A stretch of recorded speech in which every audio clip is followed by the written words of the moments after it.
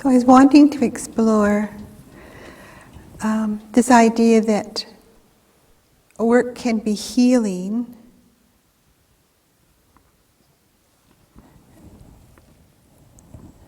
and that we're specifically called to our work, sort of in a big sense, and then our work each day in those little work spaces we get into.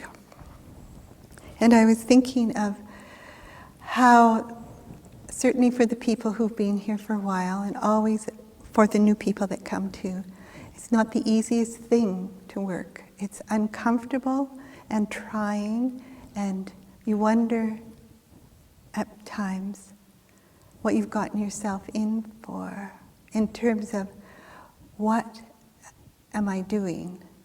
What am I really supposed to be doing with my life? What is my work? And why, and where did it come from, that desire to do a certain kind of work? To have that talent or that desire, where does it come from? And it's the part that calls to us to do. You might be a teacher, you might be a cook, you might be a gardener, you might be a truck driver, you might be a milkman, you might be a farmer, I don't know. Everyone has their own work, and it's very specific to them to work through and to learn from. And so there's that part of it, and then there's the part of what is it bringing to us that we have to learn? What is it specific to us, to each one of us? And how does that work? And I think of what we have is sort of raw material, and that we almost can invent. No matter where we are, we can invent, we can start to build our own life according to something that is calling us forward.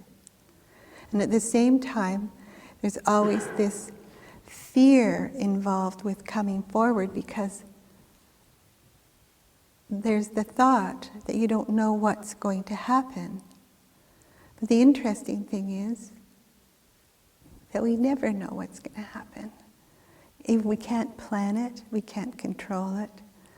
We can only live it in the present. And it just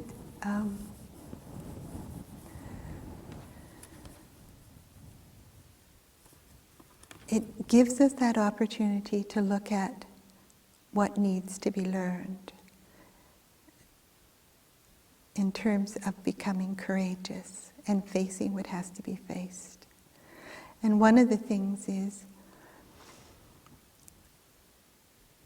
awakening ourselves to what is, and at the same time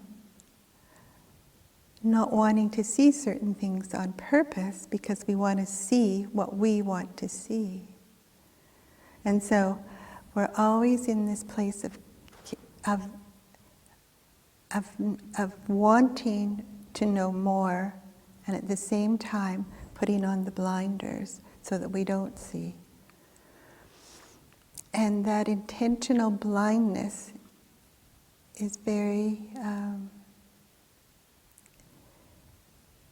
again, it starts from that place of fear, and then tension, and then judgment, and then you become stuck, and things become very, very fuzzy in your life.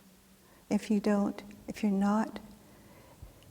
you stay in that place where you don't want to see, and it's a place of fear, not wanting to see because whatever you see may not be what you want to see. So having the courage to do it brings it right down to the present. Just that is all you have to deal with. The very present moment, the very present task, and then something begins to happen. We do our practices, and what part do they have to play? It's almost like we have to be conscious of those practices and bring them in. And then we have to be conscious of what we're doing in a very physical way, so that the conscious mind and our physicalness come together. So there's always this folding in, folding in, folding in, so that we know that there's a place. We come to know that place where we're secure and not afraid. Not afraid of what we're asked to do, because we know that we're doing it together.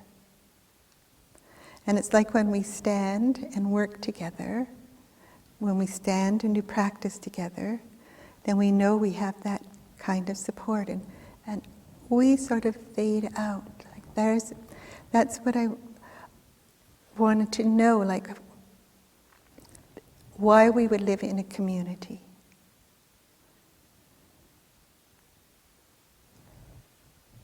Why would we have work as one of our major practices?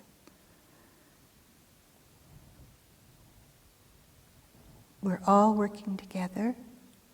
It's not that we're alone in one way, but also we're not alone in the way that we communicate and commune together, live together.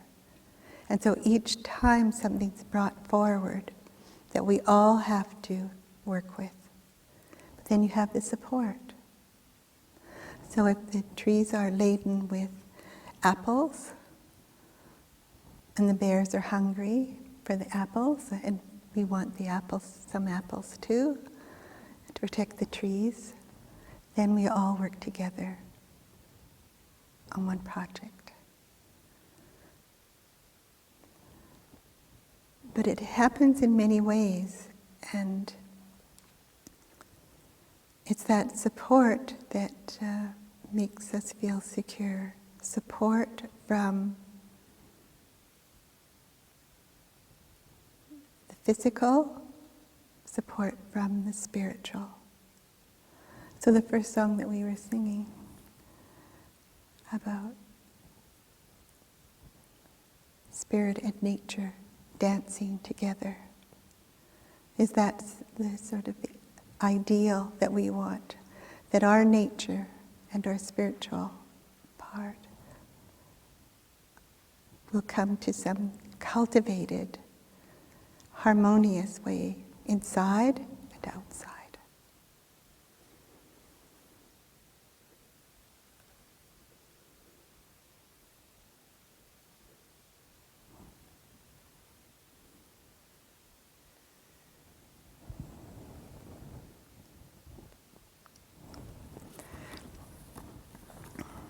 Because we want to be masters of have self-mastery of ourselves and be the master of our work, whatever is given to us, and not a slave to it.